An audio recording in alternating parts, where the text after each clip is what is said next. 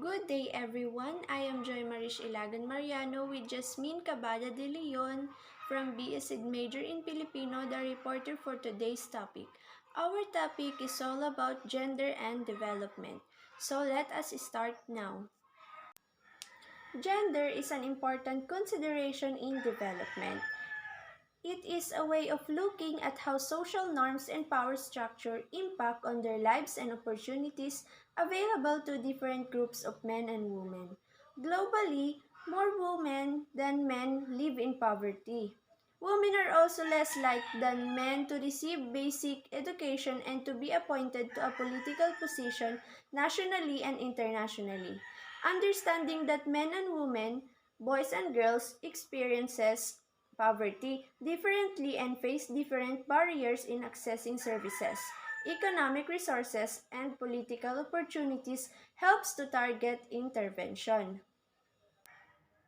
Sinasabi dito na isa sa pinakaimportanteng konsiderasyon sa development ang gender at sinasabi din na mas madaming kababaihan ang namumuhay sa poverty kaysa sa mga kalalakihan dahil din yung mga parang yung mga kababaihan, nagre-receive sila lang ng mga basic education, while yung mga kalalakihan is naa-appoint sila sa mga political position nationally and internationally. Both naman silang nakaka-experience ng poverty pero sa iba't ibang barriers in accessing services, economic resources, political opportunities nga na makakatulong sa mga target na interventions nila. So, what is gender and why does it matter? Before understanding a gender analysis, it is important to understand the concept of gender. According to the World Development Report, WDR 2012, gender is defined as socially constructed norms and ideologies which determine the behavior and action of men and women. Understanding these gender relations and the power dynamics behind them is prerequisite for understanding individuals' access to and distribution of resources. The ability to make decisions and the way women, boys and girls are affected by political process and social development. Compared with men, women control fewer political and economic resources, including land, employment, and traditional positions of authority. Acknowledging and incorporating these gender inequalities into programs and analysis is therefore extremely important, both from a human rights perspective and to maximize impact and socioeconomic development.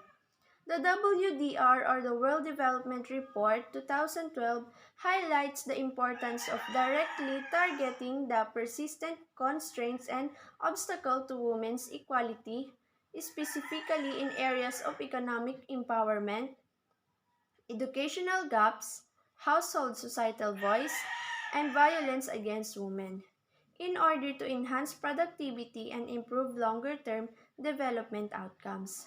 Gender equality is also important for sustainable peace, and there is growing body of empirical evidence suggesting that a higher level of gender inequality is associated with higher risk of internal conflict. So, gender and development or DGAD refers to the development perspective and process that is participatory and empowering, equitable, sustainable, free from violence, respectful of human rights, supportive of self-determination, and actualization of human potentials. It seeks to achieve gender equality as a fundamental value that should be reflected in development choices and contends that women are active agents of development, not just passive recipients of development. Gender and development is an interdisciplinary field of research and applied study that implements a feminist approach to understanding and addressing the disparate impact that economic development and globalization have on people based upon their location, gender, class background, and other socio-political identities. A strictly economic approach to development views a country development in quantitative terms such as job creation, inflation control, and high employment, all of which aim to improve the economic well-being of a country and the subsequent quality of life for its people. The history of this field dates back to 1950s, when studies of economic development first brought women into its discourse, focusing on women only as subject of welfare policies, notably those centered on food aid and family planning. The focus of women and development increased throughout the decades, and by 1962, the United Nations General Assembly called the Commission on the Status of Women to develop or to collaborate with the Secretary General and the number of the UN sectors to develop a long-standing program dedicated to women advancement in developing countries. A decade later, feminist economist Esther Boserup's pioneering book Women's Role Economic Development in 1970 was published, radically shifting perspective of development and contributing to the birth of what eventually became the gender and development field. So, as we can see, dinidegrade nila yung mga kababaihan, lalong-lalo na yung mga kababaihan noon, which is parang sa paningin nila is mabababa yung mga kababaihan porket babae, parang sinasabi nila na sa bahay lang sila ganun and yung mga lalaki malaya, which is pwede silang magtrabaho, sila yung nag-aaral, sila yung nagtatrabaho, which is yung mga kababae is nasa bahay lang. Kaya parang maraming mga batas na ipinaglaban noon yung mga kababaihan upang maging ganito tayo ngayon, which is nakakapantay na natin yung mga lalaki. So the GAD focuses on gender mainstreaming or strategy for first is making women's as well as men's concern and experiences an integral dimension of the design, implementation, monitoring, and evaluation of policies, programs, and projects in all social, political, civil, and economic spheres so that women and men benefit equally. Assessing the implication for women and men of any planned action including legislation, policies, or programs in all areas and at all level. So, ayon nga sa sinabi ko kanina, parang hindi pantay yung tingin ng mga sa babae at sa lalaki. Parang dinidegrade nila yung mga babae. Kaya parang implement sila, nag-monitor sila, nag-evaluation sila para sa mga policies, programs, projects in social, political, civil, and economic so that women and men benefit equally para maging pantay yung mga benefits nila. So, what are the relationship of gender and development? The gender and development or the GAD approach focuses on the socially constructed differences between men and women, the need to challenge existing gender roles and relations, and the creation and effects of class difference on development.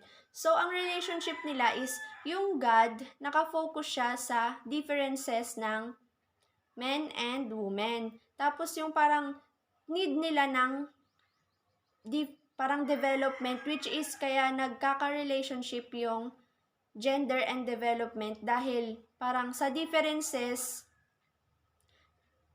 kailangan nilang parang ma-develop yon, ma-develop ng bawat isa para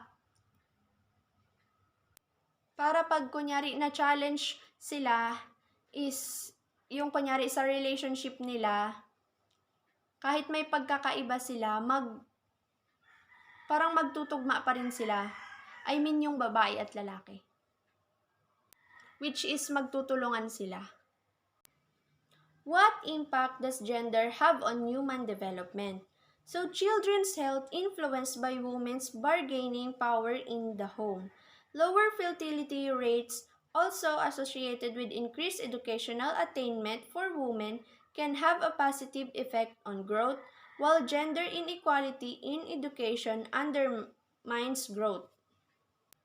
So, sinasabi dito sa kung ano daw yung impact ng gender sa human development, lalong-lalo na sa bahay. 'Di ba? Mas malaki yung impact ng kababaihan kesa sa lalaki kung pag-uusapan natin is sa pamamahay. Which is, mas malaki yung parang influence nila, tas malakas yung parang power nila pag sa mga bata, lalong-lalo na kapag kunyari maliliit pa sila tapos yung nakasanayan nilang kasama is babae or yung mama nila or nanay, mas malaki yung parang influence nila. At saka habang lumalaki sila, mas nagiging associated sila sa 'di ba yung lower fertility rates also associated with increased educational attainment for women. So, mas magkakaroon sila ng positive effect sa pagtanda nila or paglaki, while gender inequality in education undermines growth. So, dun po nagtatapos ang aking part sa aming report. And here is Jasmine Cabada de Leon na magpapaliwanag sa the 6 main theoretical approaches of God or the gender and development. Thank you.